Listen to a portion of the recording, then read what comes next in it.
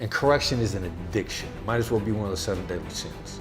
So you don't have to be aggressive To get what you want. to get what you want. The last impression is a lasting impression, no matter what.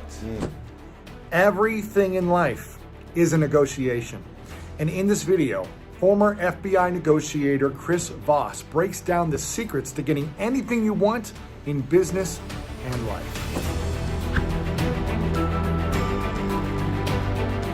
My job to get on the phone was to be the immovable nice guy. And the nicer you are, the more movable you could be. You know, and forgive me for picking on Mr. Donald Trump right now. But, you know, the style of being, you can be very aggressive or very assertive without being aggressive. And his style is, he wants to yell at people, you know, he wants to intimidate his way in. You don't have to give up that much assertion. You don't want to be that mean. You don't want to be that hard on people. For example, what do you mean? Like how? Well, you know, we're in L.A. Yes. There's a great guy here in town. His name is Tom Girardi. Voted top trial attorney in California several years in a row by the Bar Association. He gets voted top trial attorney so many times that when they put it on the front page, they say, again. Wow. So he comes in and he's a guest in my class at USC. And and I know he's a top trial attorney, but I don't know his style. I figure he's going to be an attack dog. Because I spent so much time in New York, you know, I'm used to attack dog attorneys. And Tom walks into the class and he says, you know, the key to negotiation is being nice and gentle. Now, what Tom does by being nice is get you to drop your guard. And Tom is an immovable, unrelenting opponent. And that's why he's so successful, and he's ridiculously nice about it. Like, he smiles and he chats with people, and he always talks about how we'll collaborate with each other in the future.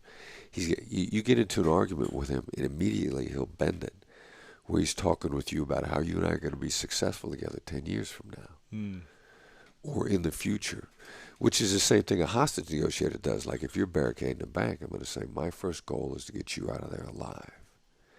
Well, I picked a point in the future that we can collaborate on. Tom Girardi does this instinctively, and he's just super nice about it. I mean, like, either you're going to cooperate with him because you like him so much, he's never going to let up on you, or more than likely you're going to say something accidentally.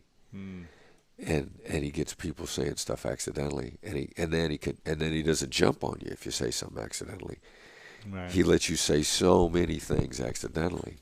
What do you mean that you gotta accidentally? give it. Well, like, you know, he loves to get people on uncovering emails that they never should have written. Like, if you send Tom an email saying, Tom, let's go have lunch together, he will not email you back saying okay. Because he doesn't put anything in emails, because that's the downfall of almost every single lawsuit. Somebody who's done something wrong is going to put it in an email.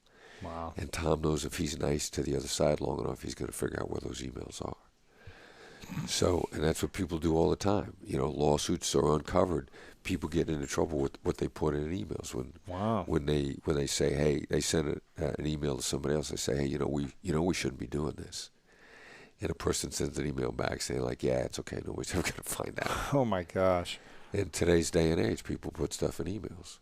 And so Tom knows he's just relentlessly nice, relentless, and the most charming guy you ever met in your life. Wow. So you don't have to be aggressive. Secret to gaining the upper hand in a negotiation is giving the other side the illusion of control. Now, I'm coming at you as a very control-oriented negotiator. Right. As soon as you don't struggle with me over control, you actually begin to gain an advantage. Because then you feel like you're in control. Right. And you don't have to try to gain it anymore. Right. I'm more than likely going to start dropping if I'm a control freak guy. If I want to talk all the time, I'm a control freak guy.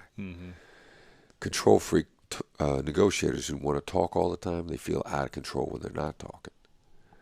So you want to get them to the point where they don't talk, but they don't talk because they're relaxed, not because they're trying to seize control. Right.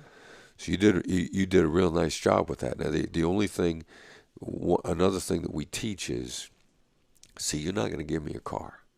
Right. And you try to make it sound like you were going to. Yeah. Now, I teach how to say no. And then you want to feel other ways of saying it, because the real answer to that, just like at the very beginning of my book, you're supposed to look at me and say, How am I supposed to do that? So poise it back to a question. Right. A how question. An open-ended question. Well, not just open-ended. How. Okay. How is the key to life. Yes is nothing without how.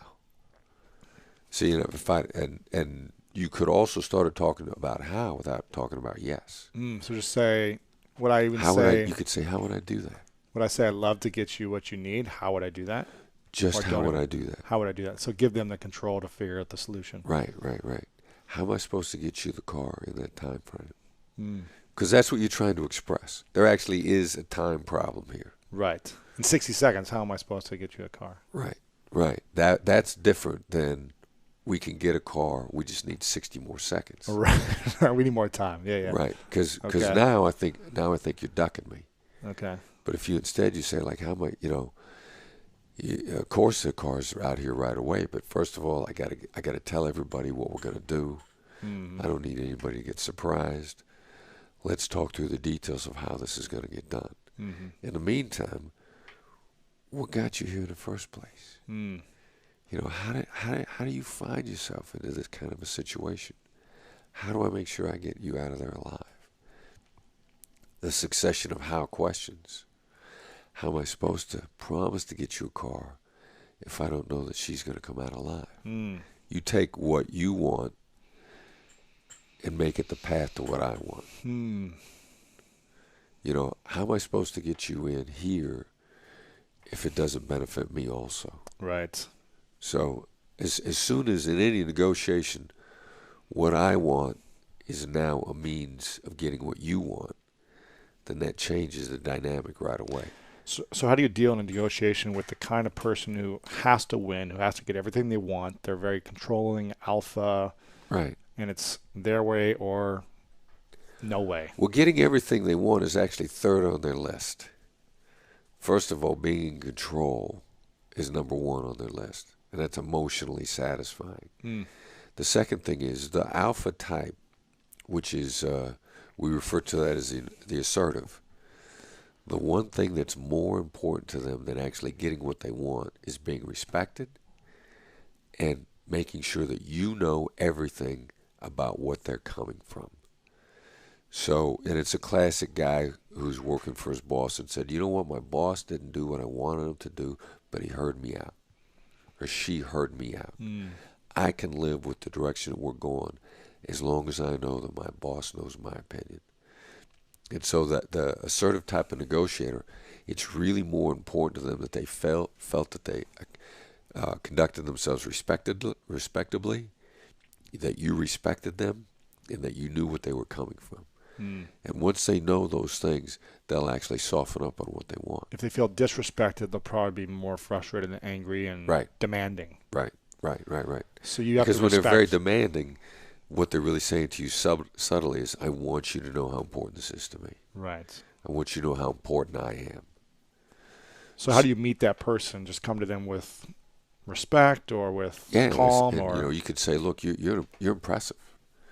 You're phenomenal. you've thought it's all out. This is very Yeah, I mean, clearly you know where you're coming from. You know what you want.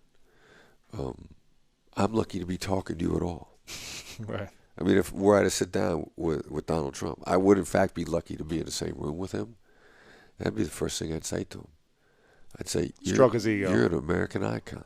Right. You're the symbol of American business, certainly in New York City. Yeah, stroking their ego is not a bad thing. It's a version of empathy, because that's how they see themselves. And the emotional recognition, like emotional currency, is not going to solve every deal. I just don't want to try to solve any deal with money when I could have solved it with emotional currency. I'm saving my money. With emotional empathy, currency, intelligence. Right. My money's too important to me to waste it when I could buy something with satisfaction. Hey, it's Lewis here, and I would love to connect directly with you.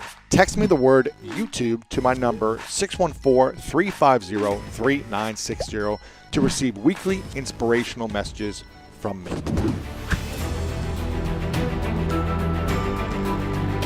I'm doing a lot of coaching in the real estate industry with a gentleman named Steve Shaw, performance coach, cool guy, played in the Super Bowl.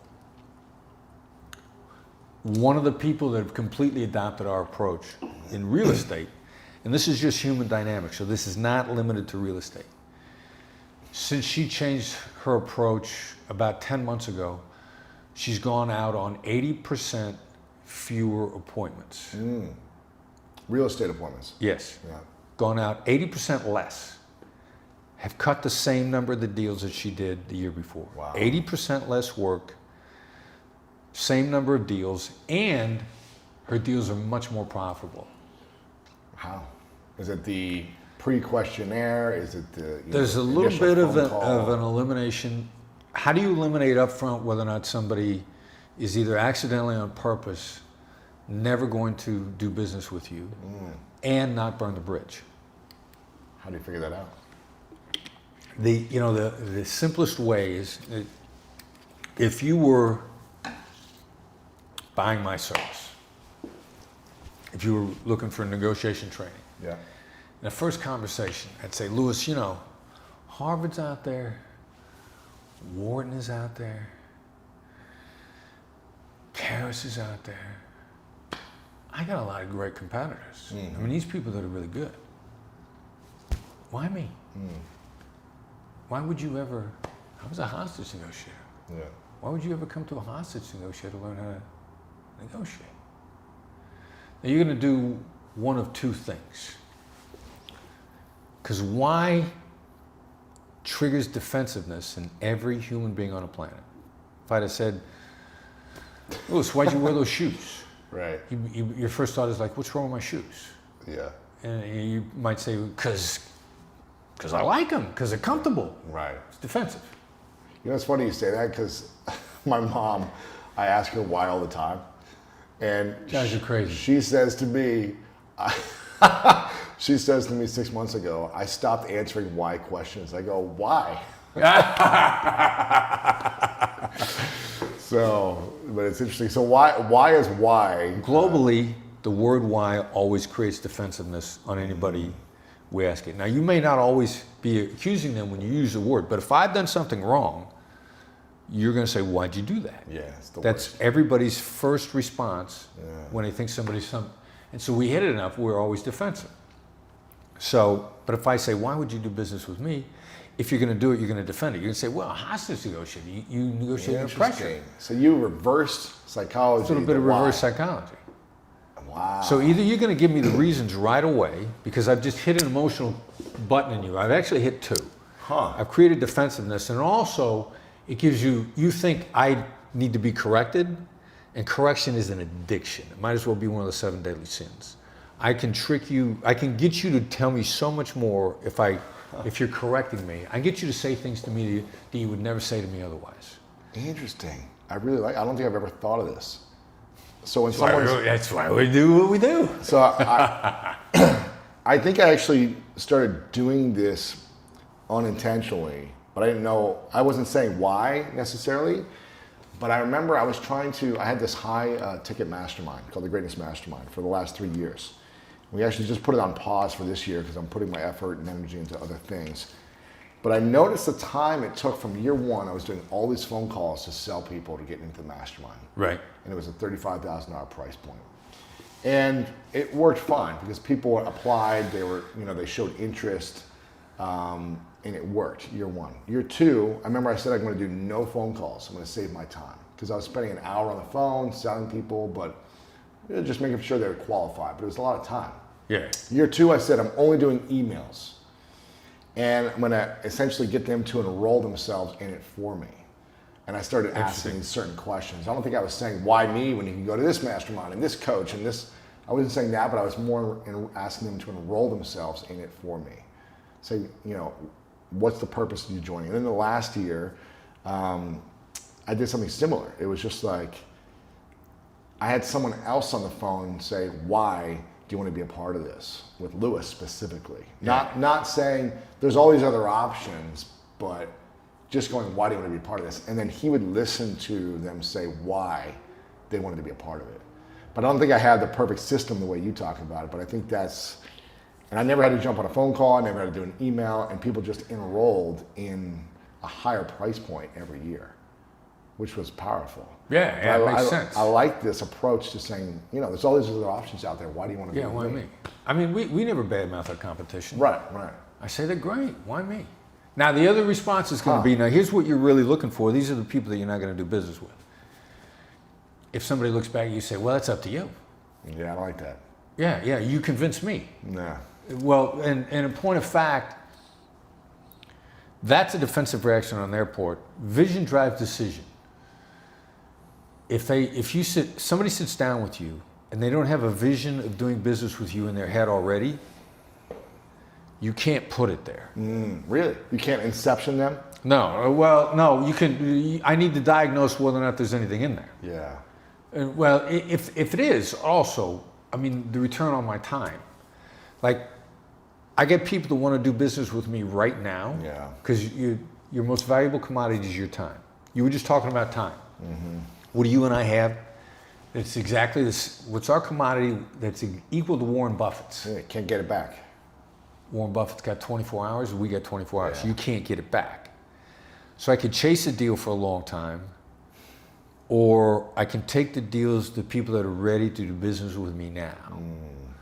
And there are enough people ready to do business with me now that the chase is probably a fool's errand. Right.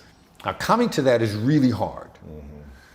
Very few people can do it early in a business career because they're so desperate for opportunity. They think it makes no sense to not chase every opportunity. And everybody that we've taught this to, who's been in business for any length of time, you can just see the light going on over their head. They're like, man, I've been hustling for years. I didn't saying need to yes hustle those everything. people. What's that? And yeah, they said I didn't need to hustle those people. I know. Well, the only thing you needed is to develop a gut instinct for the people that aren't worth the hustle. You know, I guarantee you, anybody attends your mastermind, no matter what you charge for it, it's going to be cheap money for them. Right. But if my mindset isn't there to start with, if I show up, I'm not going to pay attention, my mind's going to be in other places, I'll be wasting my time. Right. So you don't want to sell those people anyways. You want to get the people that already have a vision of working with you, it sounds like. Right, or a vision of working with you where they realize the visions align. Yeah. And now this is a great collaboration. Right. But if the visions or the values, if the core values don't align. What if there's someone who's just starting out in a business, they maybe don't have the reputation, they don't have the credibility yet, they don't have the audience size where people aren't coming to them, seeking them out yet. They're trying to make a name for themselves. The new real estate agent who's never done a deal, the new videographer who's trying to get their first client. Like, how do you get them to say, well, why do you want to work with me if I've never had the experience? Well, they're not going to be able to answer that question. Gotcha. So, but there's another way to do it. An attorney I hired recently on a very specific issue wrote a white paper on that topic and put it out there. So I already knew he knew what he was talking about. He put that out. He demonstrated an expertise in the area. He took the time to do the research. He took the time to review the issues. He took the time to write this white paper and he put it out there. It was an issue that we were struggling with internally. I had an intern at the time. He says, hey, I found this attorney wrote this white paper. I'm like, perfect, bang. We went in right away and I knew that he had it. So if you're just starting out, put an article on LinkedIn demonstrating what you know at that point in time. The credibility, yeah. You know, people want to know if you understand. And so you can be brand new in an industry and develop an understanding of some aspect of that industry in short order. LinkedIn is one of those great, it's a marketing tool. It's a marketing platform. Put a piece out on LinkedIn. Yeah. Pretty good chance it's going to create some more back and forth. There's going to be a bunch of people that are going to be critical of you. 9 out of 10 of them aren't going to know what they're talking about. But a couple of people who are on your side will add some comments that'll help refine what you know. And now you've just demonstrated you're bringing value to the table the minute you walk in the room. Right.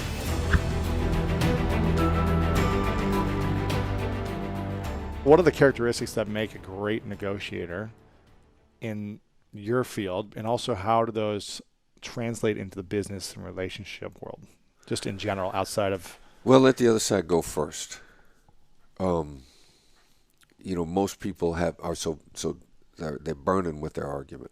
Here's why you should make this deal, and they've got that memorized, and they're not going to listen to a word you say till they get it out. So trying to talk to them is really like trying to talk to a paranoid schizophrenic, Right. because they're rehearsing their speech in their head and their logic, and so you just can't get through to them. So you let them go. You let them go first, and another guy, Ned Colletti, former GM of the Dodgers, friend of mine here in town, phenomenal negotiator. He's lectured at my class at USC also. And Ned always likes to let the other side go first. He did the Barry Bonds deal. He's done a ton of deals across the board.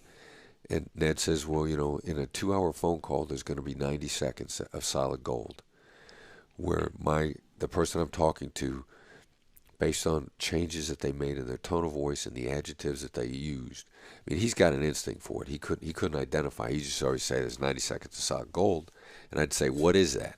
Right. And we talk it through, and he says, well, yeah, it's going to be a change in the tone of voice. It's going to be a different kind of adjective. So Ned wants you to go first because he wants to know what's going to take to make the deal. What they want. Right. Yeah. What What they're burning them. for, or how they characterize what they have. Or what they're not saying too, maybe. Exactly right.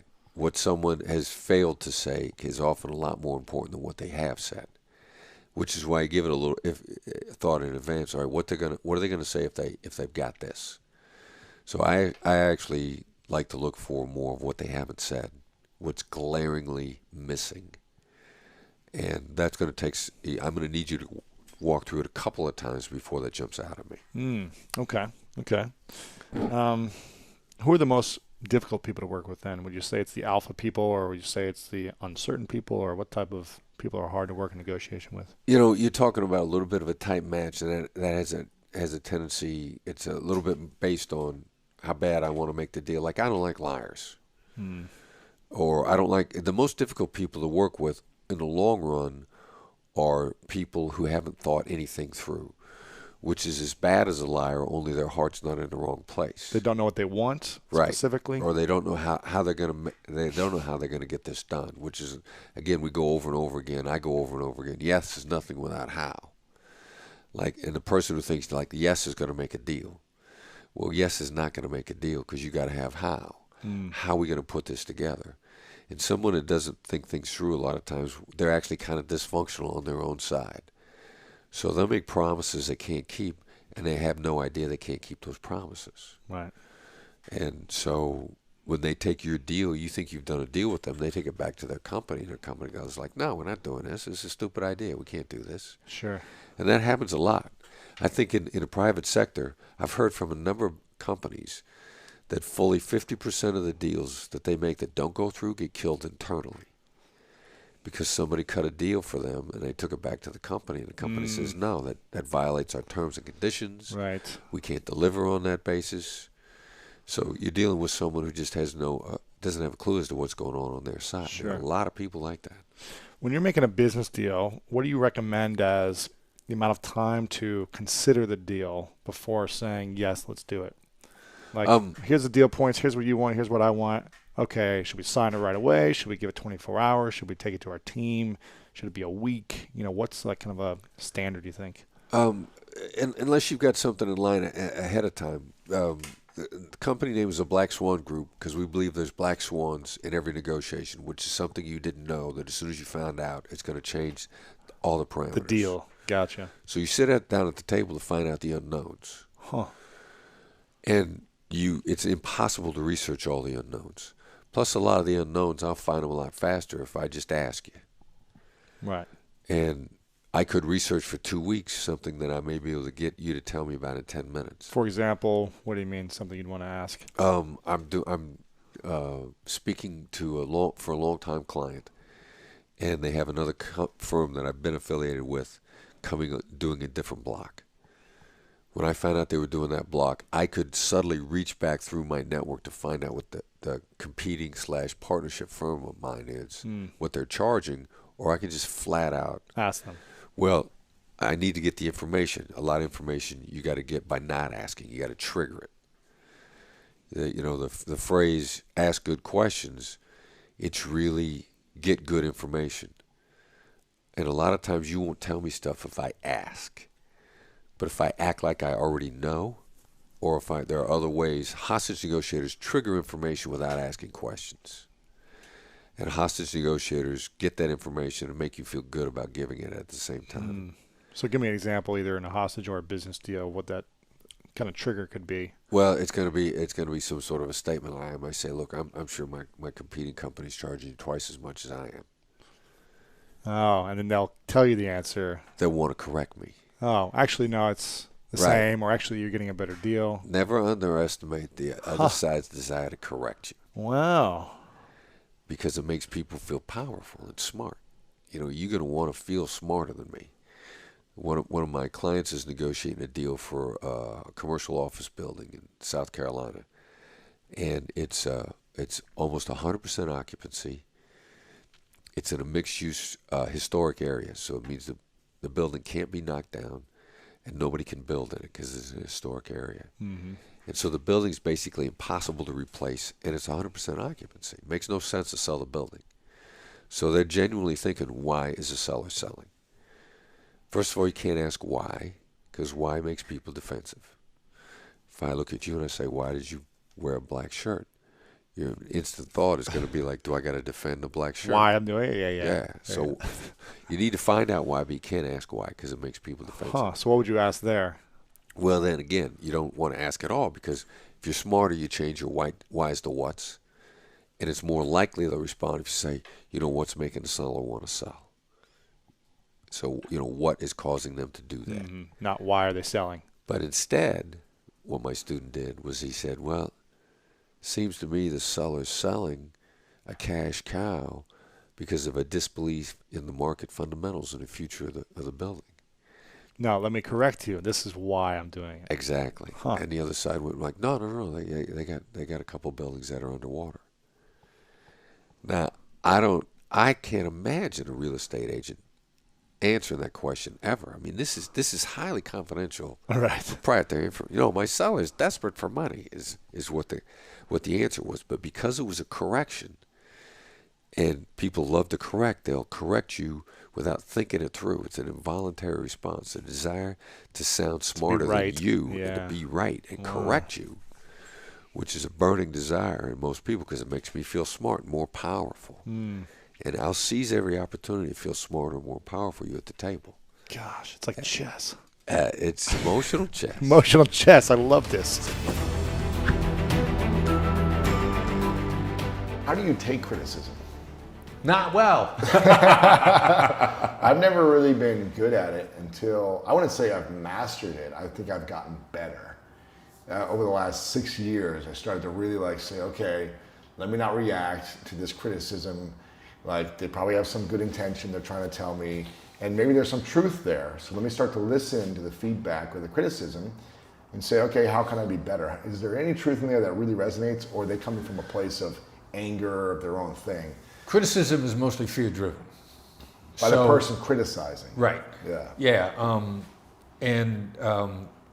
You criticize that in point of fact, you've been hurt, you've been disappointed, you've been frustrated. Yeah. There's a lot of sayings that, never take advice from anybody you wouldn't trade places with. Criticism is a form of advice, but you're afraid to tell people how to do stuff.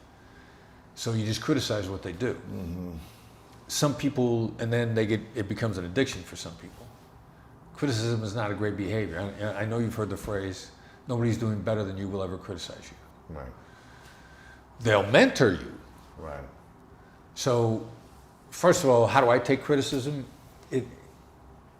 I got to take a step back and understand if somebody's coming at me with just a criticism, even if they ask permission to criticize, they got struggles that are worse than mine. Right. If they ask you to give you criticism, they're an open wound at that point in time. Yeah. So I'm gonna say, yeah, sure, go ahead. Right. They've already told me they're probably coming from a difficult place. Gotcha. So what I'm going to try to do is just kind of take it easy on them and understand where they're coming from. A blog I'm a big fan of, Eric Barker writes this great blog, Barking Up the Wrong Tree. Yeah, that's great. Eric told me one time, for every hater, there's going to be 10 people that are on your side. So when a critic comes up to me, I see that as there are 10 people. You're indicating to me that I'm successful with 9 other people, and I'm not going to get down on this person because it's very easy to get down on them because unfortunately they're coming from a negative place. Yeah. Gotcha. That's good to know. What's a role-playing exercise that anyone could do with a friend that would make them a better negotiator? Try to get whoever you're talking to say the magic 2 words, "That's right." Which means you got to summarize where they're coming from. If you, in any given interaction, if you got a point you want to make, before you make it, your trigger, you're not allowed to make your point. So give me an example. And you want the other person you're role-playing with to say, "That's right." Okay, so you were telling me about critics. Yeah. You're a high-profile guy. You're about helping other people, which means you get criticized a lot. That's right. And when you get criticized, I mean, I wouldn't say you're empathic, although you are. I would say you're probably more compassionate. Those are 2 different things. Empathy is, you have to have empathy to be compassionate, but empathy is not compassion. Compassion is the next step. Empathy is a compassionate thing to do, genuinely understanding somebody. But there's a real fine line there. They're distinct things. And I think you have a tremendous amount of compassion for people. So you know that when someone criticizes you, they're attacking you. But you also know that they've been hurt and they're struggling. So you want to know how to respond to them and have them better as a result of the interaction instead of coming back and making them feel worse. And you struggle with that because you're under attack, and you try not to fire back at them. Right. Yeah. That's right. So you want to have a conversation with someone. If you could summarize their point of view first. Summarize the other person's. When you summarize what the other person's struggling with. In any type of deal making. In any type of deal. A business deal, relationship, buying coffee, upgrading, whatever it is. Right. Gotcha. Yeah. Then after that, you can make your point. Interesting. Make a point or make your proposal or whatever. So if you're trying to get an upgrade if you're trying to get an upgrade on an airport, on a plane or at a hotel. Right. Or trying to get a supersize made for free. Right. You're trying to get some type of upgrade for free. Right. Would you do the same thing? Would you say, I know you're going through, it seems like it's been a long day for you. Well, you can look at them and tell whether or not it's going to be a long day. So right off the bat, you say, long day? Right. And then as soon as you get ready to make your ask, what's their instinctive response, their knee-jerk reaction? What's that going to be? When I make an ask? Once you've made your ask, what's their, of somebody's trying to get something for free? Yeah. What's their typical knee-jerk reaction? Oh, this person's just trying to get something for free from me? Right. Yeah. And everyone does this, or everyone. There you go. Everyone's doing this. Yeah. So you walk up and you go like, "Hey, look, man. I know I'm going to seem like just another jerk who's trying to get something for free. Somebody who treats you like you're their servant. Oh man. Somebody who doesn't care about you, could care less whether you live or die. They only care that you're alive long enough to make my coffee. Because that's what the other guy's thinking. How do you articulate what they're thinking, especially the negative stuff about you? When you say that, they're going to be like, no.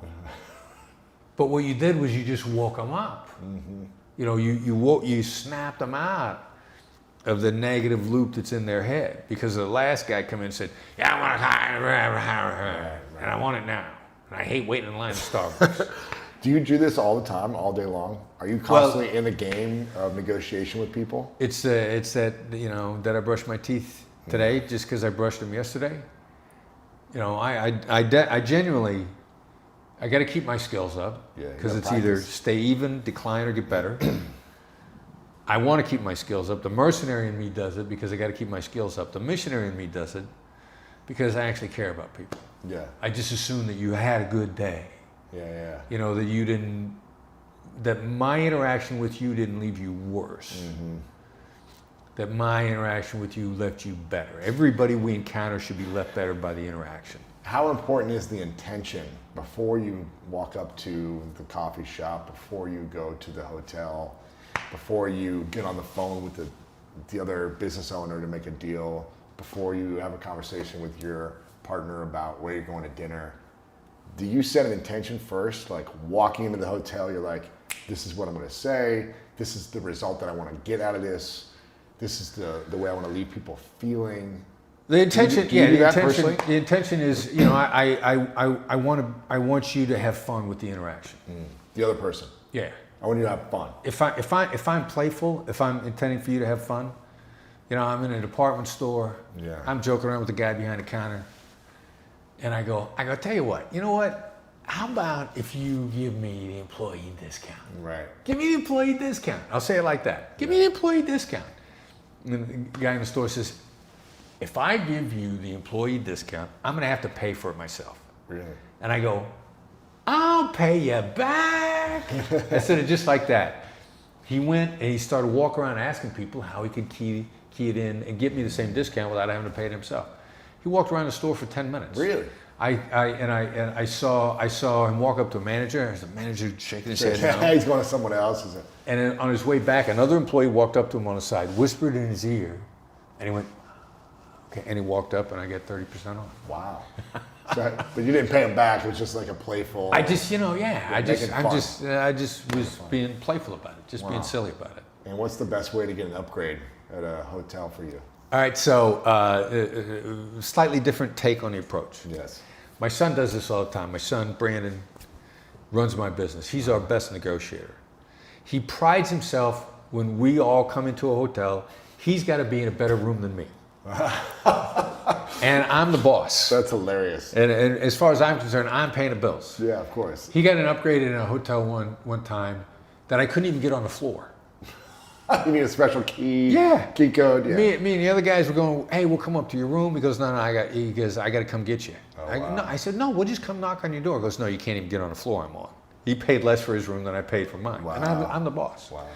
But he'll walk up to somebody and say, I'm getting ready to make your day the most difficult day you ever worked here. And he says, because somebody works behind a counter at a hotel, I mean, God knows what they've seen. Oh, you know, have you got a head in the bag? Are you going to have ritual sacrifice in a room? Right. You know, what have you done? Because in a hotel, they've seen every kind of sort of crazy thing you could imagine. Mm-hmm. And they just go, oh God, what is it? And he goes, I'm just going to be another self-centered person looking for a free upgrade. They're like, oh my God. That's it? That's it? That's it? Oh yeah. And they're immediately through the roof. And they start checking it in and this and this. And hey, you know what? Yeah, I tell you what, let me give you this room. It's on the exclusive floor. It's in a presidential suite. President ain't coming, so I'm going to give you the president. Right. I know the president ain't coming tonight. We're holding a suite for him just in case. You can have it. He's not going to be here. Wow.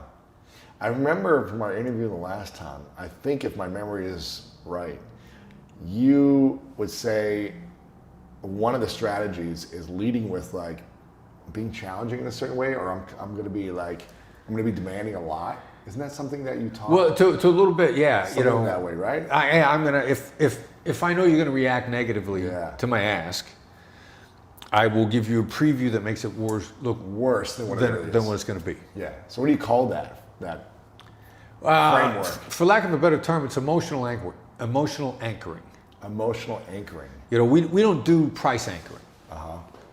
You know, but we'll do emotional anchoring. If you're not going to like what I have to say, I'm going to say, look, you're not going to like this. Right, that's what it is. And then I'm going to shut up because your amygdala is going to kick into gear and you're going to think that I'm going to insult you, your parentage, your family, your genealogy, your clothes, everything. Because the amygdala is going to go into overdrive. Wow.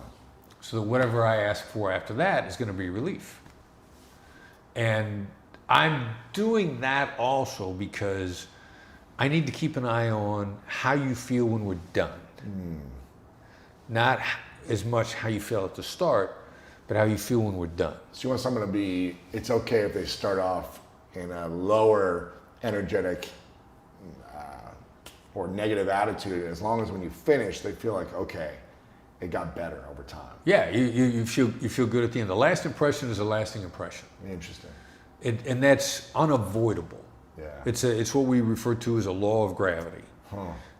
It doesn't, we have gravity, we can't explain why gravity works, but you're still not going to step off the balcony because gravity's there. Right. The last impression is a lasting impression, no matter what. So I need to, more than anything else, make sure that the last impression is positive, or at least feels collaborative. Or you're a business partner with someone, or you've been in a long negotiation for 6 months with someone, either one. Right. You've been a business partner working together for a year or two, or you've been trying to find a deal with someone else for a year or two. Right. And It's taken too long. Both by the way. options have taken too long. Right. That you haven't been getting the results you want, and you feel like you've been taken advantage of a little bit. Let's just say that. How do you? And it's going. It started off good, and it's going the opposite way. Right. It's getting worse and worse. How do you finalize it so that it goes back to a high or a higher mark, leaving you feeling better and leaving the other person feeling better? Or you get out of it. Yeah, or you just get out of it. But you just say, okay, I'm done, bye, I don't want to talk to you. How do you not burn a bridge if you're in that situation? I'd probably say something to the effect of, look, you're not going to like this. So you start with the emotional anchoring. Right. Interesting. This isn't working for me. And I'm sorry, but I'm afraid I can't do it anymore. And my problem here has been that I like you. I've always liked you. And the stuff that we've done together successfully has been phenomenal. And I would like nothing better than at some point in time in the future for us to be able to get back to that. But for right now, in order to preserve the memories of the positive things we've done, I'm out now. Wow. How do I remember that so every time I'm in a situation I can say that same thing? Well, it's a little bit of a sequence. Oh, yeah. And the sequence is we need to stop what we're doing right now. But if we're going to stop what we're doing right now, what everybody thinks of is where's this going in the future?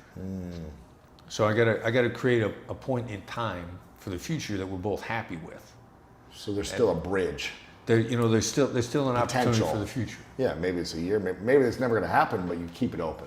I'm open to it. I'm finishing positively, but I am finishing. Interesting, yeah. Because the last words the last two sentences, maybe even just the last sentence, are going to ring in your ears over and over and over and over.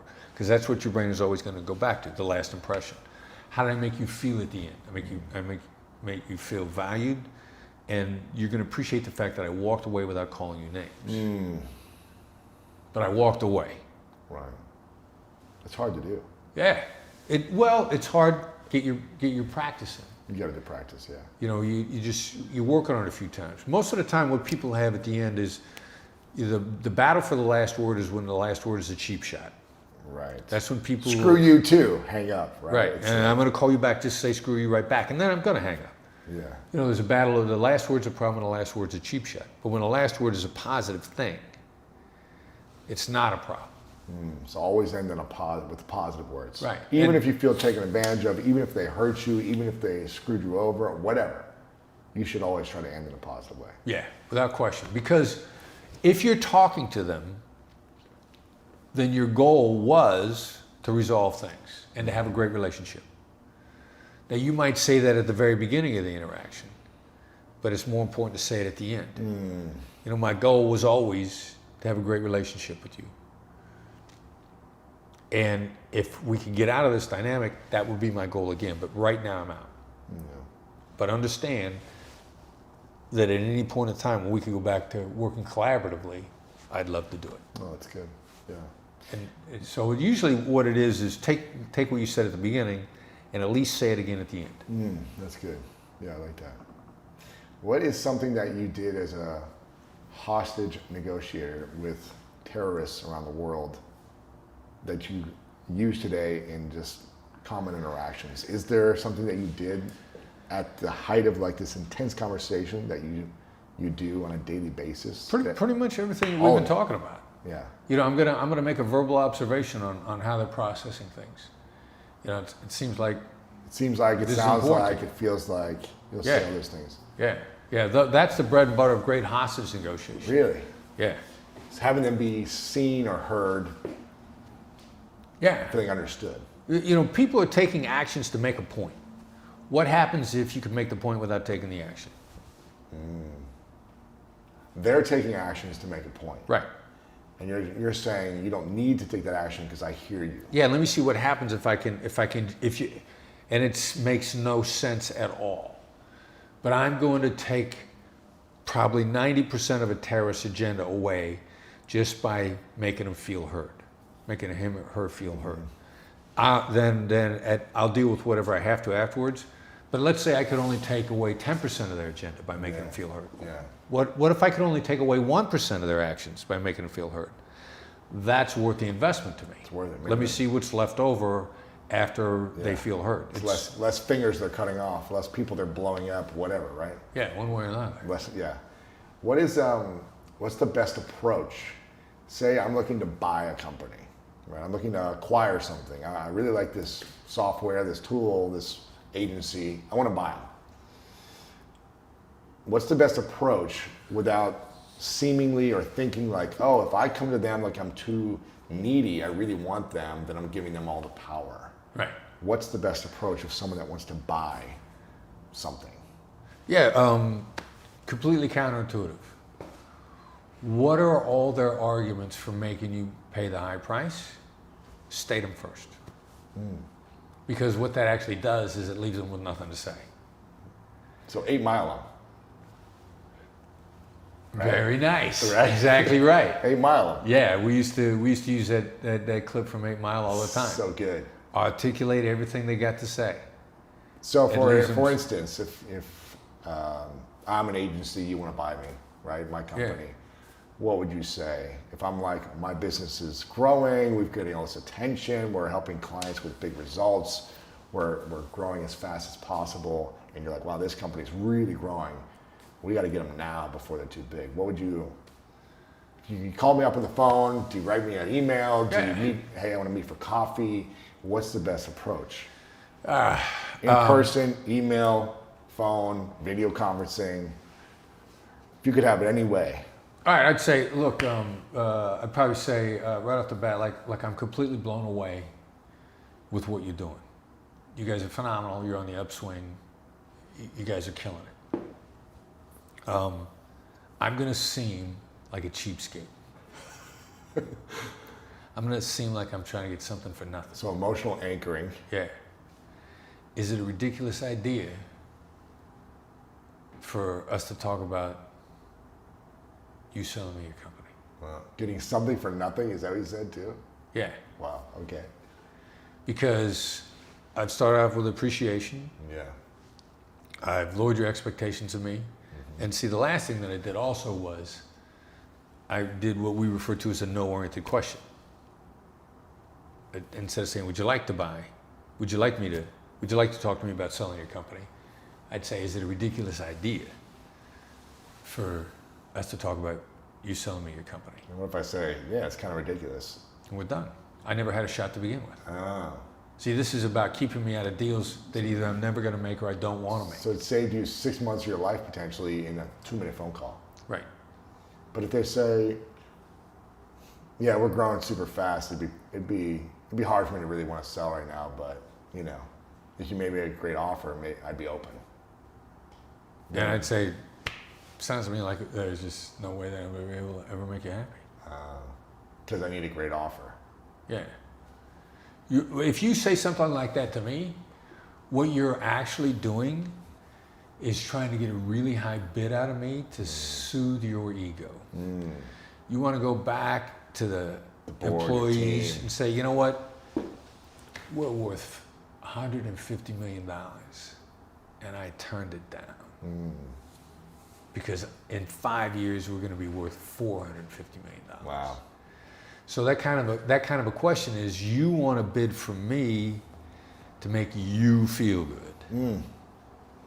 You're not seriously going to, by laying it out like that, you're not seriously going to entertain selling. What if you as a business owner were like, we really need something like this. We need an agency like this to help us grow. What if you're in a position like, we got to find an agency like this? If it's not this agency, someone close to it, in order to help us grow. Would you say, okay, let me go look at the other options internally to yourself, or would you keep that one open so that you can potentially come back in 6 months if something happens? Or Well, then the last thing I'm probably going to say is, how do I help you grow faster than you get the means to get there on your own? You know, my guess is, based on your rate of improvement, what would you say is a high multiple of how much you guys are going to grow? How are you going to get there? right. We have to start talking about, because now, and this is a typical dilemma for a lot of companies that are buying other companies, because the company wants to sell today is more worried about today's price as opposed to the amount of money that they could be worth in the future, and they're leaving this future money on the table. Yeah. Like, let's say your company's worth $9 million, but you had a buddy sell his company for 12, so you're not taking less than 12 for your company. Now it's worth 9, I can only buy it for 8, Yeah. but I can take you to 200 That's interesting. in 3 years. So you got to show them future potential as opposed to. Now the contrast, the fear of loss is our ultimate decision-making tool. People most of the time will sacrifice the future because of the present. But what you need to do is not sacrifice the future over the present. So I'll say to you, so $2 million today is worth more to you than $130 million in 3 years? Wow, that's good. And then you go like, wait a minute, no, that doesn't make any sense. So you need to reframe it for people. Right. Interesting. Because people are almost always framed on the wrong thing. Yeah. Almost always framed on today as opposed to where could we be tomorrow. My favorite way to say no, which I got, the how question before. The favorite way to say no is, how am I supposed to do that? Just real calm deference. There's great power in deference. That's what I did in kidnappings, bank robberies, everything. How am I supposed to do that? And what if they say, I don't care, figure it out, or she's dead? Well, then you know that you've pushed them as far as you can, and that means you got to pivot to something else. Now, and that's actually where you want to get to, because the strategy of negotiation is find out you want to max every term if you can, and the only way to max that is to find out that I've hit you to the full limit without making you angry enough that you slam your hands down and walk away. Because even your reaction Or just you now, shoot someone. or you shoot someone, your reaction just now was like, look, you got to do it, or things are going to go bad. Yeah. And it was one of my students here in town is negotiating for a luxury client to rent a house in Hollywood Hills, and $20,000 a month was a rental, and They were trying to get the rental, or they were trying to lease it? trying to get it. Gotcha. And so The person said it's $20,000 a month. right, Yeah. and it's from his client's extremely wealthy. So and you're negotiating a wealthy market. The other side always thinks you got all the money in the world. And so he just said, how am I supposed to do that?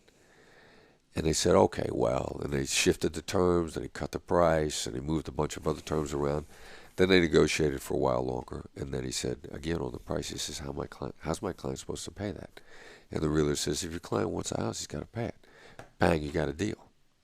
When the other side says, if you want it, you have to do it, which will come usually after the second, third time that you said, how am I supposed to do that? So you knock it down a little more on a car, a real estate deal, whatever it is. Now you've maxed that term. Now you move on to something else, so you make the deal. But you needed to know that you pushed them as far as you could have without them storming out, or without them saying, Chriss Voss is not any fun to deal with. I would never do business with him again. How am I supposed to do that in a deferential way? Right. They still feel in control. You're not saying, screw you, that's too much. Like, what are you, out of your mind? Right. And if you don't make the deal at that point, then what they say after the fact, they say, I didn't make a deal, but I deal with him again. You know, they're all right. They're all right to deal with. Did they get the lease? How much did they get? Yeah, they got it. How much? You know? They knocked it down to less than 20, and then they got some softness on some other terms. Gotcha. And then they cut the deal for the house. There you go. And I wish I was paying $20,000 a month for a house. That's a lot of money for a house. $20,000 a month. Wow, that's a rich student. Yeah. Well, USC, they get people true. that are involved in a lot of lucrative deals. Yeah. So you're saying, what is the importance of empathy in a negotiation? When I'm hearing you say it's extremely important, and that's why you feel like a woman would be a better negotiator in general because they have more empathy in general, or? Well, it's the shortest. Most people have confused sympathy with empathy. Okay, what's the difference? Empathy is I can see you're upset. It's just identifying how you feel. Sympathy is like, wow, I feel bad for you. So feeling sorry or bad for someone is sympathy. Sympathy. It is in fact in view. It doesn't help anybody. Like, I don't care if you feel bad for me. Right. I could care less. So sympathy is not a good thing Sympathy is a weakness as a negotiator. as in a negotiation. Empathy is a good thing. Empathy and tactical empathy, because we've really taken it past just empathy in general. Mm-hmm. Like, we've been doing this long enough that I know what I'm looking for before we sit down. I know that I need to find out the stuff that are negative emotions for you because I need to get them out of the way of the deal. And I need to find out the stuff that are positive emotions for you because I want to reinforce that to make the deal. And I know that the negatives are going to be a bigger deal to you than the positives are. So can you give me an example of this in a business deal? What that would? Well, if I don't like doing business with Donald Trump at all, then if he's annoyed me to the point where I get enough satisfaction keeping money out of his hands, I won't make that deal. Or if I'm in a business deal where the other side, and I've thought about this, like, you annoy me so much that I don't want you to get anything. That I'll take less money to keep you out. Right. So how would you eliminate something like that negative in the deal so that you could? Well, then say, like, if I think that you're negative towards me, I'm going to say, look, I'm sure it seems like I'm greedy here. If I say to you, like, I'm sure I'm going to seem very greedy here, that sets me up to ask for a lot of money. Because there's actually science that backs this up now. Identifying a negative diminishes it every time. So if I'm going to make a big grab for the money, you're going to think I'm greedy. And I need to get that out of the way, because if I'm too greedy, you're gonna get some satisfaction by keeping me from the money, even if you don't get any. Right. And so I'm going to say, look, I'm going to seem real greedy here. I'm going to seem like I'm very self-centered, and that I'm greedy, and that I'm not looking out for you at all. And then I'll just let it sit. And you'll take a lot more from me, a lot. You'll allow me to take more if I've said that in advance. Up front, really. Yeah. Because I've diminished that. Your thought is like, I mean, I can never seem too greedy then. When I make that grab, you're going to say, well, he was honest with me. He told me he wanted a lot of money. He didn't try to say, hey, look, let's do a win-win deal. Now, give me all the money. Right. Because if I say I want to do a win-win deal with you, I'm like, hey, I'll be nice to you. I'll look out for you. And then you try to take 90 and give me 10. It's like, oh, it's not a good deal. Yeah. But when you say it up front, then you're more likely to get the deal. Yeah. And get more of whatever you want. Right. I'm gonna seem very honest to you. You're gonna like that I was honest with you, and you're gonna say after the fact, like, look, he was honest. I always knew where he was coming from. I didn't like the deal, but I did it anyways, or whatever. Yeah. Huh. Okay. It's crazy. That's this stuff that we found out that works regularly. We had talk about another one we talk about in the book. There was a multi-million-dollar deal going down in Washington, D.C. The subcontractor was very unhappy with the general contractor, and a female negotiator, and they were getting ready to lose everything. And they sat down and they said, I'm sure we seem like the big guy that doesn't care about you. I'm sure we seem like the big general contractor that's trying to take complete advantage of the sub and not appreciate how hard you're working for this and not care about your future at all. And she turned that deal around, and when she was done, she took an additional $1 million in profit for herself and her company, and the other side liked them more. So not only did they increase the profit, but they had a better relationship. This is why being honest up front or empathetic, or I can see how you might feel that we're going to do this. It's a tactical approach. Wow. There are negatives here, we're going to address the negatives. Up front. And we're going to make them go away. Yeah, Wow. address them up front. Most people don't want to do that. I already did that. Do you know when I did that to you? When? I've already done it. Remember when we talked about doing the one-on-one role play? Yeah. I said it was going to be horrible. Oh, that's true. You said it up front, yeah. And I always do that every single time the same way, because if you do the role play with me, no matter how it goes, you're going to feel like you were beaten up. Right, but at least you told me I was going to be. Right, and you can't come out. If I say it's going to be horrible, you can't ever say, well, he sandbagged me. He caught me off guard. Right. And then what I always do, then I diffuse the negative, and then I pitch the positive. And most people pitch the positive and hope the negative will go away. They sandwich the negative. Positive, negative, positive. The same. I don't like sandwich at all. Start with the negative. Start with the negative. And I said, and you will learn more than anyone else. So how do you do that in a business deal where you start with, okay, I'm sure you think we're horrible or we're trying to get more than we should, or? Well, walking to the table, you can make a really educated guess on what the other side is going to think of you. If you're a big business dealing with a small business, if you're David and Goliath, you know that before you get to the table. Right. Flip side around, if you're new to the industry and you're trying to work your way into the industry, how do you look to somebody who's been in the industry? You look like an intruder. Mm-hmm. I'm sure I look like an intruder. I'm sure I look wet behind the ears. I'm sure I look like I don't have any experience in this area. Because if I'm new to the industry and I'm talking to somebody who's been in the industry for a while, what I want is money you've got.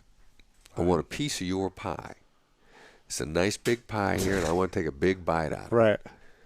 If I'm new to the industry.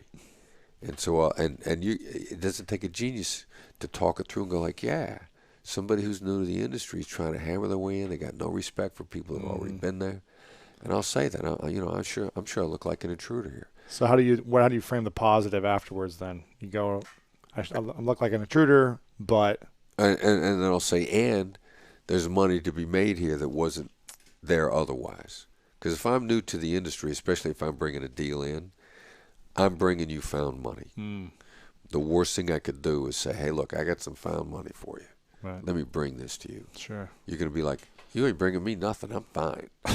Right. I could pay my bills before you walked in the door. I didn't need you to pay my bills. So, but I want to make that point. So I got somewhere I'm going. I'm going to say, I'm sure I look like an intruder. I'm unappreciative. I'm wet behind the ears. You've been here for 1,000 years. I don't know anything. So always lead with the negative, or the elephant in the room. The elephant in the room. That's exactly right. Doesn't have to be negative, but the elephant in the room. Identify it. That elephant always gets smaller every time you call the elephant in the room out. Again, and there's a subtle difference too. I never deny it. Like if there's a difference between me saying, I'm sure I seem like an intruder, which is good, and if I say to you, I don't want you to think I'm an intruder. That's a denial. That's going to be what I am an intruder. Yeah. In your mind.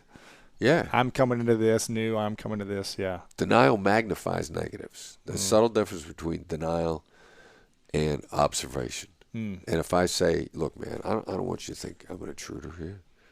I don't want you to think I'm wet behind the ears and that I don't know what I'm doing. Immediately, you're thinking that because I denied it. And that's why, and that subtle difference is night and day in negotiations. That subtle difference makes all of it. I'm doing, when I'm working on my book deal, I don't know if my agent will listen to this or not, but I use this with my agent one time because I'm a bad client if somebody's negotiating on my behalf. Because at some point in time, I'm going to jump in with no warning. Of course. And not listen to you. This is how it's supposed to be done. Yeah, I can only sit back for so long. And so I'm getting ready. I'm jumping in the middle of this price negotiation with a potential writer. With the writer, okay. Before I came across Tall is a superstar. Yes. He is the best business book writer on the planet. He's great. And so before I came across Tall, we're working trying to get something going with another guy. And I jumped in the middle of it with no warning without telling my agent. So I did it in an email, and then I constructed an email to my agent at the same time. Now, if somebody's supposed to be keeping their mouth shut in a negotiation, the name you might call them might be a loose cannon. Okay. Somebody who pipes up when they're supposed to shut up. Sure. And they don't check with anybody else, loose cannon. So I crafted an email to my agent at the same time. And at first I wrote it wrong the first time. I'll admit I I don't want you to think I'm a loose cannon. And then I went back and edited it. And I said, I'm sure I seem like a loose cannon. So he couldn't deny it. Right. You weren't denying it. You were. But this is a predictable negative. Sure. I seem like a loose. And I said, I'm sure I seem like a loose cannon. Sent him the email. As soon as he read it, he sent me back, no, I don't. I always respect a bold move. Wow. So I'd call the negative out. It doesn't take a genius to figure it out. And just call it out. Identify the elephant in the room. Don't deny it. If I'd say, no, there ain't no elephant in the room. Right. Yes, there is. Sure. And he has responded immediately. Were you part of negotiating with the publisher as well? Or did you let him do the job? No, he. You know what you need an agent for is really understand terms and conditions. Yeah. And a great source of intel. And so when the deal came through, plus I don't try to get every last dollar, and I don't try to get every last percentage. You want it to be a win-win. I want you to want to continue to do business with me In the future, and yes. if I cut your throat, you're not going to want to continue to do business with me. Or if they don't make out what they thought they wanted to, then Right. Yeah. Right. So yeah, in fact, even though I don't use the words, win-win. yeah. Why not? Because I first of all, it's shorthand for wimp win. Or so only two people really actually will throw that out in a negotiation. Someone who needs to be a stronger negotiator, or it's almost 1,000% now. You know, if somebody says win-win to me early on, I know they're communicating to me they're going to try to make this deal without giving me any money. Really? I just don't think that way when I say it, though. But maybe that's most people. Yeah, and you're a naturally collaborative guy. Yes. And you got a lot of non-tangibles to throw on the table to make it a great deal. Right. And a lot of people that haven't thought up those non-tangibles or non-monetary stuff to make it a great deal. Right. They just know that they got no money. Right. And if you approach the table and you got no money, how are you going to make that deal? A lot of people think, well, let's make it win-win. Right. And I'm so wonderful to deal with. Right. That you'll just be famous if you deal with me. Gotcha. Okay. So what do you say instead of that? I want to make this good for you and good for me? Well, I start throwing out stuff that's really good for me. That's not going to cost you a dime. I'm going to brainstorm with you like crazy as much as I can, and then I'll get you brainstorming. And I'm in a discussion today to possibly go to a conference in Chicago, and I already know in advance they got like nothing for fees. Right. So you're like, well, Because, what kind of... yeah. So we start brainstorming, and the young lady I'm on the phone with, she says, well, is there anybody that might come to the conference that you would want to meet?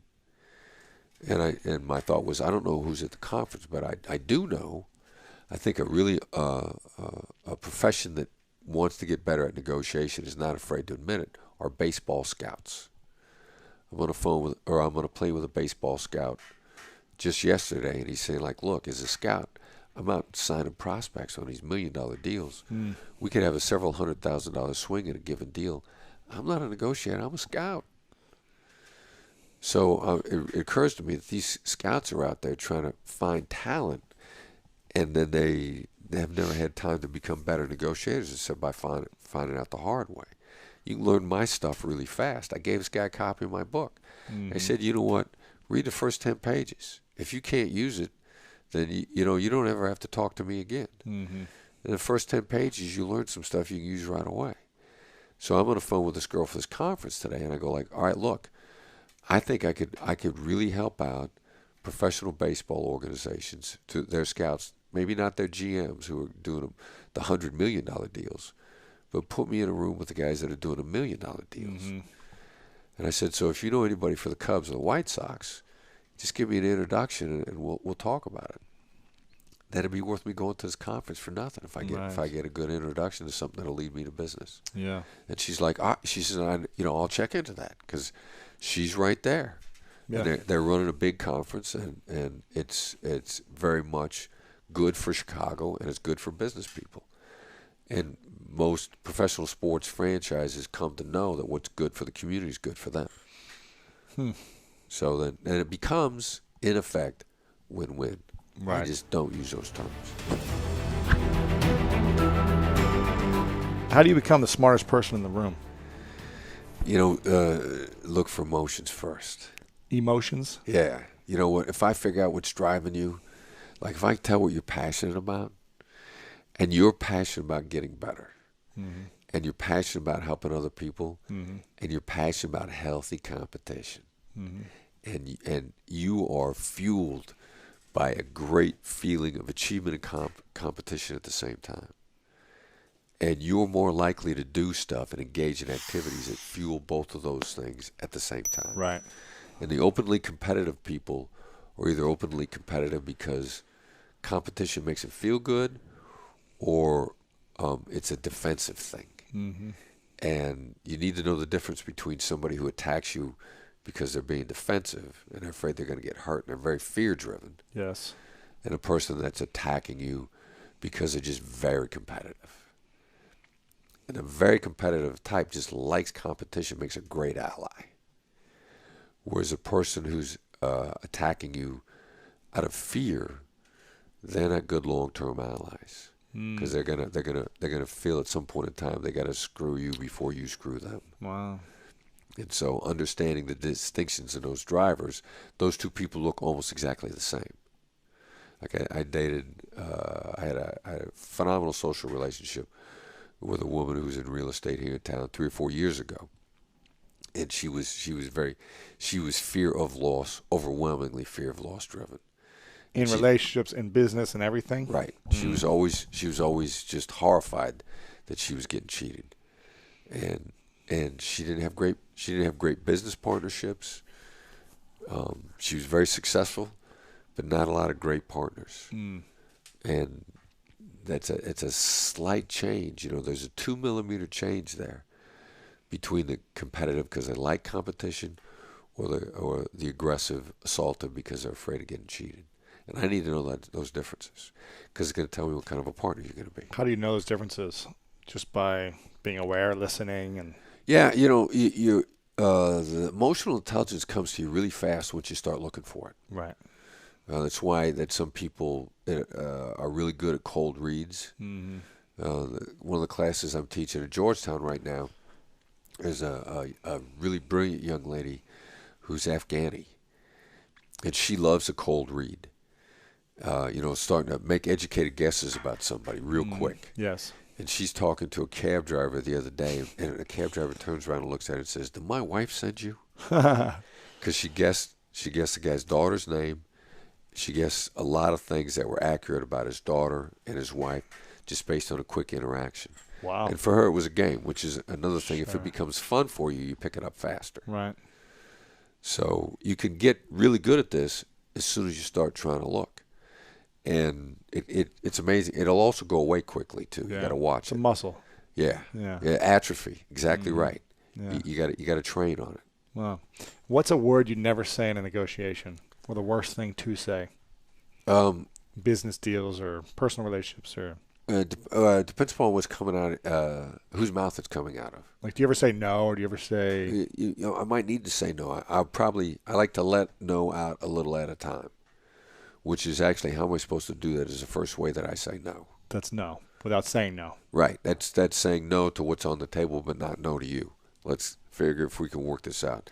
There may come a point in time when I say no, said and done. But I'm going to need to explore every option there. I mean, saying hearing yes is a bad thing to hear. So don't say yes. Yeah, yes in and of themselves. I would much rather say, okay, I'll do it. I love to say you win, because when you win, you're going to perform. Yes is nothing without how. I need you to perform at a top level. You perform at a higher level when you feel like you win.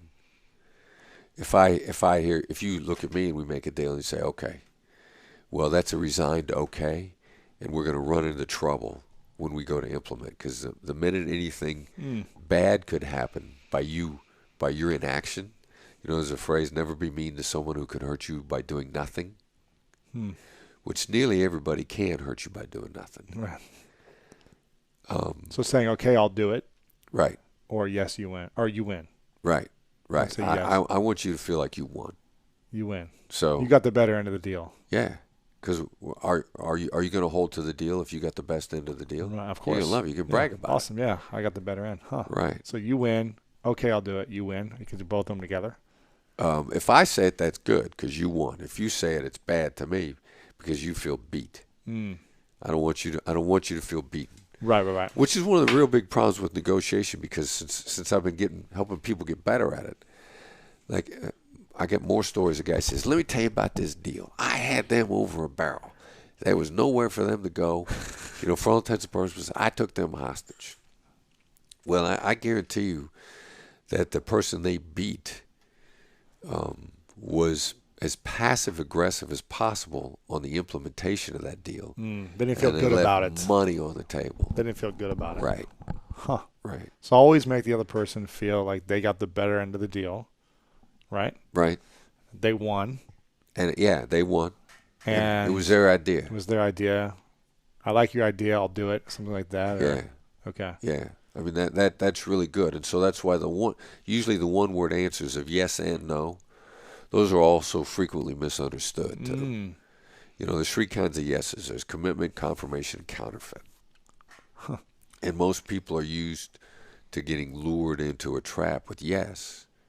Would you like to make more money? Isn't it true this is the off season? Whatever setup yes there is. Would you like? Okay. Yeah. It's leading someplace. Yes. One of my students is on a honeymoon, and he's wanting to get an upgrade on his bungalow, and it's the off season in this resort. Now, what they typically do is they cut prices on their basic rooms, but they not don't the honeymoon suites. But not the honeymoon Right. suites. And he knows they're all vacant. Now, what he doesn't want to cut price on a regular room. He wants a honeymoon suite, and he starts out the conversation with isn't it true this is the off season? The general manager knows there's a trap there. So what's he say? And so the guy starts going sideways on him immediately. Oh, really? He didn't say yes. Right. He didn't want to say yes because he knows that yes is commitment and yes is probably a trap. And he knows, I don't know where you're going with this, but you're going someplace. That's what he said? Yeah. And then what happened? Well, then my student realized that he fell into this yes trap thing. So he had to kind of get back out of it. And they started talking, and instead of trying to get yeses and nos out of him, he started describing the situation. And started showing him a little bit. Yeah, well, I'm sure a lot of guys like me come in. We want a room. We don't want to pay anything for it. You get so many tourists that are in here in the off season, and they're cheap. That's why they're here in the off season anyway, because they're cheap to start with, and they don't want to pay anything for anything anyway. And now the managers appreciate where the guy's coming from. He ends up leading with the negative. Right. He ends up getting the upgrade. Really? Yeah. Free because he built a relationship and. Yeah, the guy's got an empty room. Yeah. Never be mean to somebody who could hurt you by doing nothing.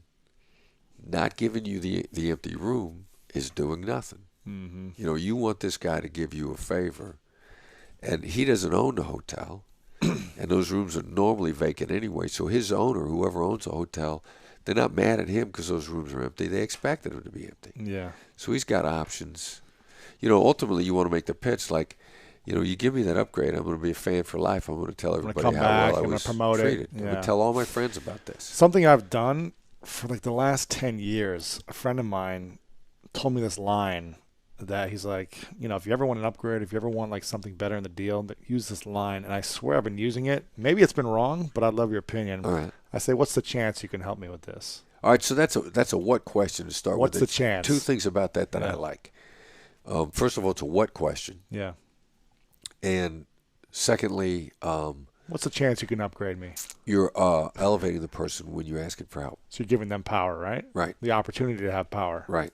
Yeah. So there's, and I don't know that I'd change that sentence at all. I might say in advance, look, this is really going to seem greedy of me. Because you can't leading with the negative. Leading with the negative. Wow. If you try to call out a negative that's not there, you won't plant it. If you try to deny a negative that's not there, you plant that baby. And that's why you have to know the difference between a denial and a straight observation. And that's a subtle difference, because you're probably going to want to say, before you ask a guy for a discount, you're probably going to say, this guy's going to think I'm cheap and I'm greedy. I don't want him to think that. So if you mention it all, you get instinct to say, look, I don't want you to think I'm cheap and greedy here. That's a denial. That plants it. So I bet you might think that I'm being a little greedy. I'm sure it's coming across. Greedy. I'm being greedy, but what's the chance you can upgrade me? Yeah. Yeah. You can support me in getting upgraded. And so if asking for an upgrade as a human being, the guy's going, no, that's not greedy. You want him thinking no. You want him saying no. No's a great answer, because when somebody says no, they have just protected and defended themselves. Like, it's ridiculous. You will be stunned at what people are willing to say no to. I mean, just absolutely stunned. I'm coaching a guy who's working on a new position with the city of Beverly Hills, and they're constructing, since it's a new position, he sees this job description that he wants to take, but it's problematic the way they put it together. Yeah. And he says, how do I negotiate with these guys? Because this job description is not going to make it work. And I said, look at him across the table and say, do you want me to fail? And their answer is no. And I said, well, look at how this is set up. I'd love to have this job. But instead of saying, he wants to sit down with him and say, hey, look, this is never going to work the way you guys designed this. Right. You can't say that, though. You can't say that. Because then they're coming from defense mode or something. Or, Right. Now their ego's in a way. But you say, because when you say, do you want me to fail? I mean, that gives them again to help you. Yeah, they say no. They protect themselves. You then come to the other guy's rescue. I mean, you're punching a lot of really powerful emotional triggers there when you say to somebody, "Do you want me to fail?" And one way or the other. I mean, we try to sit down and think of the most ridiculous question that they would never say yes to. Like if at the end of a negotiation, one of my last things I'm always going to say is, like, if you can't budge at all, I'll say, all right, well, look, it seems like you're powerless here. Oh. Because nobody wants to say yes to that. Wow. Seems like there's nothing you could do. It seems like you're completely powerless here. And they'll put you on hold. They'll find a way to help you. So it seems like you're powerless. If you can't help me, it sounds like you're powerless here. Right. Nobody ever wants to say yes to that. Wow. Yeah. That is powerful.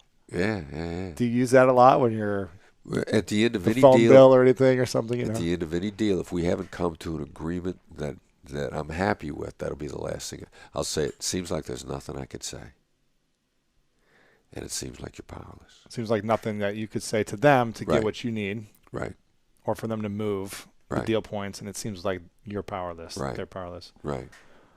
Holy cow. That's powerful insight. So, yeah, we a lot of people have cut deals by, they thought it was completely in the tank, and they're actually just trying to end positively. It's critical to end positively. So give me one little extra thing then, if they want to end positively, not like, I'm powerless here, so let's do the deal. Yeah. Okay, I'll throw in this, or I'll give you this, or like I make it a regular part. Like my credit cards, almost all of them got fees, and I call every year, ask them to waive the fee, and they almost always do until the guy says, "Well, we waived the fee on you the last 5 years in a row." So it sounds like you're powerless here. And I'll say, I'll say that. I'll say, it sounds like you're absolutely powerless here. It sounds like you're nothing you could do. And they'll put me on hold. Let me see what I could do. They'll come back and do it. Because nobody wants to be powerless. Oh, wow. That's great. Thank you so much for watching this video. If you enjoyed this, make sure to click the like button, subscribe, and turn on the notification bell. And if you want more greatness in your life, then you got to check out this video right here. Anxiety is not expressed. Anxiety becomes suppressed. We suppress it. And the suppression then turns to depression.